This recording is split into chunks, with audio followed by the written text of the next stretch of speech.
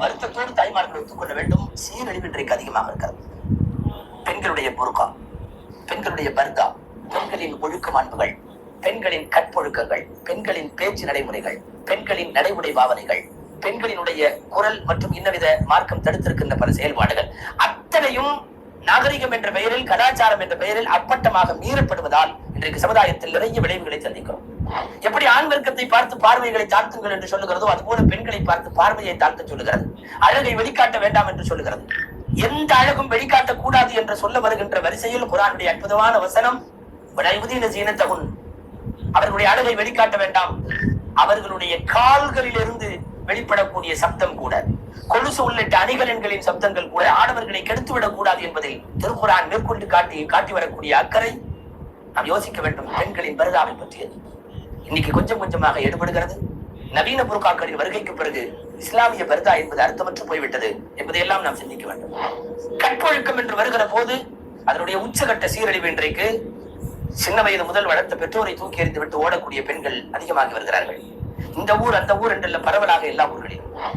எல்கேஜியில இருந்து உங்களை சேர்த்துறதுக்கு பிஞ்சு விரல் பிடித்து நடந்த உங்கள் தந்தையின் தாயினுடைய அந்த கைகளை எல்லாம் 4 நாள் அல்லது 4 மாசம் பழகியவன் வந்ததற்கு பிறகு தூக்கி எறிந்து விட்டு போகிறாள் என்றால் இவள் என்ன ஒழுக்கத்தை வைத்திருக்க முடியும்? அப்படி போகிறவனோடு கூட எவ்வளவு ஒழுக்கத்தோடு வாழ்வாய் என்பதில் எவ்வளவு சந்தேகம் இருக்கிறது தெரியுமா? ஒரு நேரம் இருந்தது, ஏதாவது தவறு செய்ய வேண்டும் என்றால் தொலைதூரத்திற்கு போக வேண்டும். ஊரை விட்டு வெளியே போனா தான் தப்பு பண்ண முடியும். யாருக்கும் தெரியாத எடுத்து போனா தான் தப்பு பண்ண முடியும். இப்போது அப்படி அல்ல.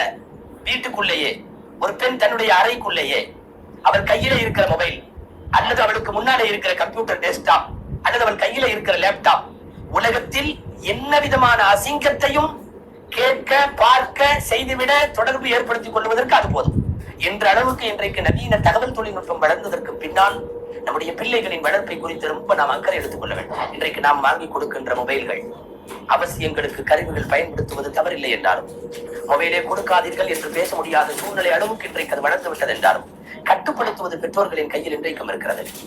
அந்த மொபைல் போன்களை நீங்கள் செக் பண்ண முடியுமே, உரையாடல்களை செக் பண்ண முடியுமே. மொபைல் போன்கள் கொடுத்திருக்கிற முழு சுதந்திரத்தோடு நீங்கள் அனுமதிக்கிற போதுதான் உங்களுக்கு அவள் ஓடி போனதற்கு பிறகுதான் தகவல் சொல்லி அனுப்புகிறாள், அல்லது பதிவு திருமணத்திற்கு பிறகுதான் நீங்கள் அவள் மனமாகிவிட்டாள் என்று கேள்விப்படுகிறீர்கள். கருவிகள் கொடுக்கலாம், இல்லை என்று இல்லை. அவளின் படிப்புக்கும் சூழ்நிலைகளுக்கும், குறிப்பாக இன்றைய பருவ பெண்களுக்கு அது தேவை என்றால் கட்டுப்பாடுகளோடு தான் அதை அனுமதிக்க முடியும். சொல்லுவதற்கு கூச்சமாகவும் வெக்கமாகவும் இருக்கிறது. இன்றைக்கு சமூக வலைத்தளங்கள், பேஸ்புக் போன்றவை, ட்விட்டர் போன்றவை, இந்த சமூக வலைத்தளங்கள் எல்லாம் மிகப்பெரிய ஆபாசத்தை கடைபிடித்து விற்பனை செய்யக்கூடிய மையங்களாக லட்சக்கணக்கான முஸ்லிம் பெண்கள் பேஸ்புக்கில் அணிவகுத்து நிற்கிறார்கள். பழைய கால பெண்களுக்கு பேஸ்புக் என்றால் என்னவென்று தெரியாது, முக நூல் என்று சொல்லுவார்கள்.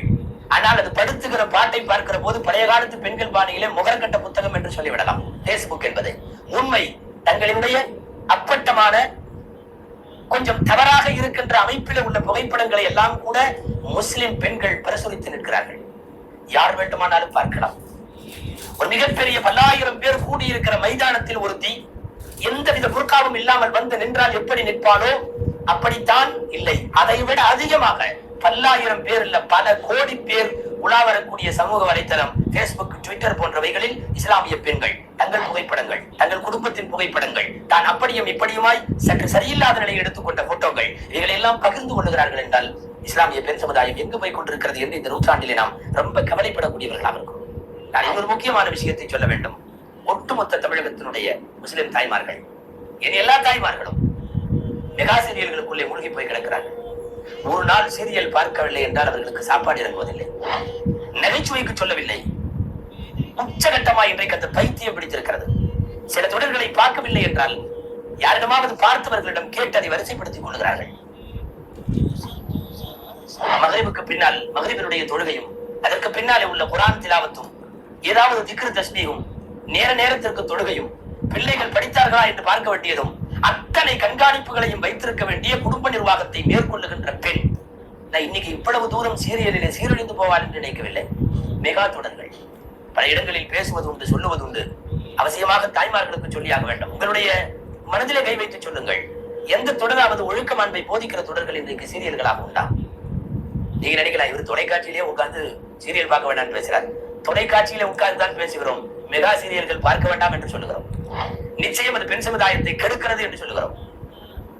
எந்த எந்த தொடர் நல்ல கருத்தை சொல்லுகிறது சொல்லுங்கள் பார்க்கலாம்.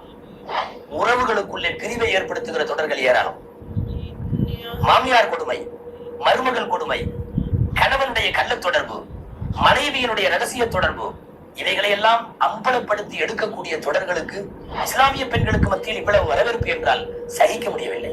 எவனுக்கோ எவனுக்கோ இருக்கிற தொடர்பை வெட்ட வெளிச்சமாக கடை போட்டு விரித்து காண்பிக்கிறான் சில தொலைக்காட்சியினுடைய தொடர்களில். அவளுக்கு கொடுமை என்பதற்காக நம்ம ஊர் பெண்கள் உட்கார்ந்து கொண்டு அழுது கொண்டிருக்கிறார்கள். அவள் இங்கே சென்னையில நன்றாகத்தான் இருக்கிறாள், நடித்தவள். தொடர்கள் இவ்வளவு தூரமா நம்மை பைத்தியமாக்கிவிடும். குறிப்பாக பெண்களிடத்தில் சொல்லுவதற்கு இன்னும் ஏராள செய்தி உண்டு. குழந்தைகளுக்கு முன்னாலே போய் பேச வேண்டாம். தாய் பேசுவதை, தந்தை பேசுவதை அப்படியே பேசுவான் ஒரு குழந்தை, ஒரு பேசுவாள் ஒரு பிள்ளை. மாத்தமே இல்லை. நான் மட்டும்தான் பேசுவேன், என் புள்ள நல்லவோ என்பது இயற்கைக்கு மாறானது. அப்படி நடக்காது. குழந்தைகளை பத்துவா செய்யாதீர்கள். எந்த நேரமும் நாசமா போக, கடிச்சிட போக, ஏதாவது ஒரு வார்த்தைகளை சொல்லி சொல்லி சொல்லி சொல்லி தாய்களுடைய விளையாட்டுக்கு சொன்னாலும் அந்த பத்துவாக்கள் வினையாகிவிடும். நிறைய பேருடைய வாழ்க்கை பின்னடைந்து போயிருப்பதாக சொல்ல முடியாதவர்களின் தாய் தந்தையருடைய பத்துவா காரணமாக இருக்கலாம். வளரும் பிள்ளைகள் இருக்கக்கூடிய வீட்டில் கணவன் மனைவி தனியாக சண்டை போடுங்கள். உங்கள் குழந்தைகளுக்கு முன்னாலே சண்டை போடாதீர்கள். நீங்கள் போடுகிற சண்டைகள் அந்த குழந்தைகளுக்கு நடத்துகிற பாடங்கள். நீ நாளைக்கு உனக்கு ஒரு மனைவி வந்தா, அல்லது நாளைக்கு உனக்கு ஒரு கணவன் வந்தா, நீ இப்படித்தான் சண்டை போட வேண்டும் என்று நீங்கள் சொல்லாமல் சொல்லுகிறீர்கள் என்று அர்த்தம். அவர்களுக்கு அப்படி பாடம் நடத்துகிறீர்கள் என்று அர்த்தம்.